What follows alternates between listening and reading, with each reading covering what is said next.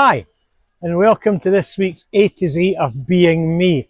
And sadly, we've reached the last in our series. And this week it's Z for, well, can you imagine? Zoo.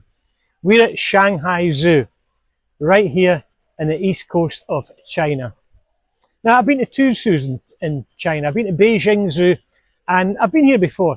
I first went to Beijing Zoo about 30 years ago, and I must admit I was not impressed. The cages were dirty, the animals were in very, very close confinement, and I wasn't impressed at all. However, I have been to this zoo here, and it is much better. It's much more open, much more friendly for the animals.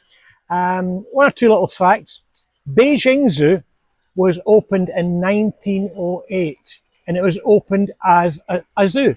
Whereas Shanghai Zoo, this was livery stables. This whole area was livery stables up until the communists came into power in the 50s, and during that time it became a zoo, right? And they called it the Park of 10,000 Animals.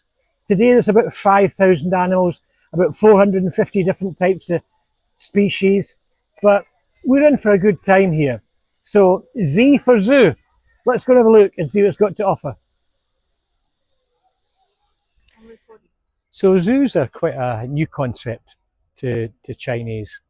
Again, they copied it from the West, basically. Animals in this part of the world are there for eating. Simple as that. To put them in a cage or to put them in an area and look at them, this is fairly new. In fact, I would say it's as new as the early turn of the century. But when they created Shanghai Zoo, they really did an amazing job. It was landscaped. As I said, it was livery stables. It was turned into a country park. And then when the communists came in, they said, no, we're going to use this space. And they imported animals as well as using much of their native stock.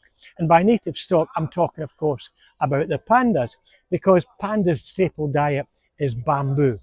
And one thing that China is not short of, it's bamboo. So put bamboo and pandas together, you've got a perfect match, and a perfect day and a perfect zoo. Let's go on. Have you ever been as close to pink flamingos as this? Aren't they beautiful? I think the only time I've seen flamingos this close was in East Africa and Tanzania. They really are very special, aren't they? So we made it to the panda area, and it's packed out. And again, it reminds me of 30 years ago in Beijing Zoo, where I queued in 90 degrees temperature for an hour to see the pandas, and they were sleeping. Well, guess what?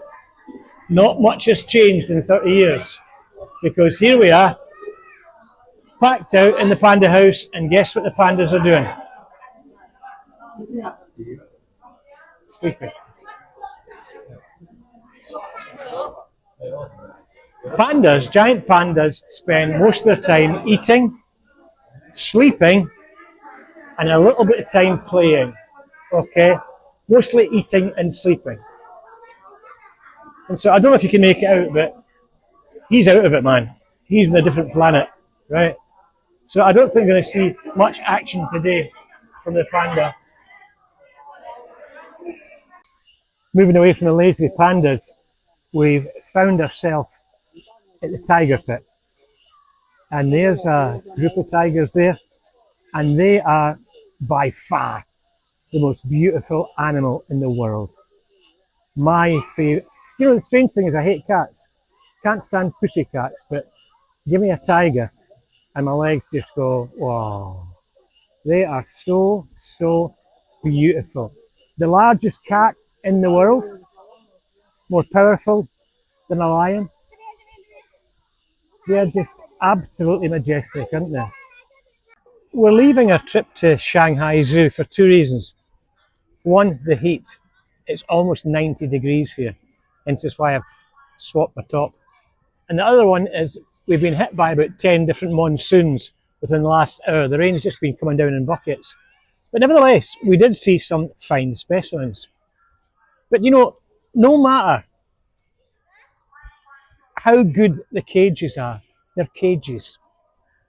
I'm sure the flamingos would rather be sweeping along a beach in Tanzania than in an enclosure with wire mesh around it.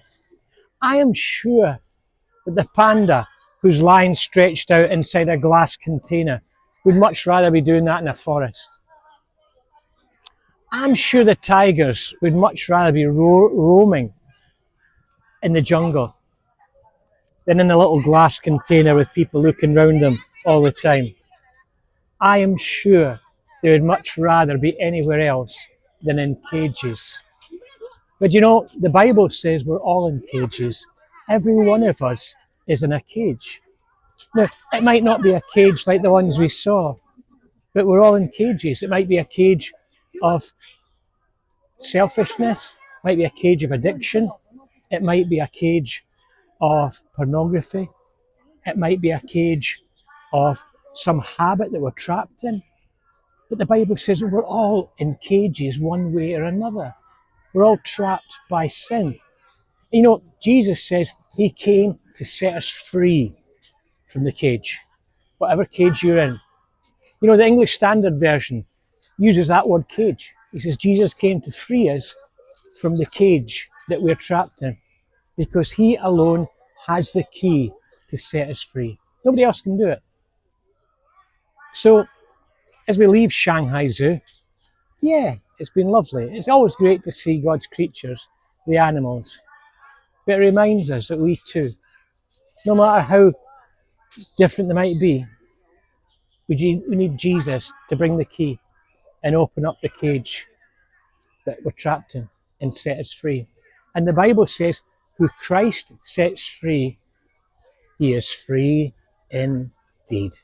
I'll leave that thought with you. This is Charlie Mack on the A to Z of Being Me at Shanghai International Zoo in China. See you soon.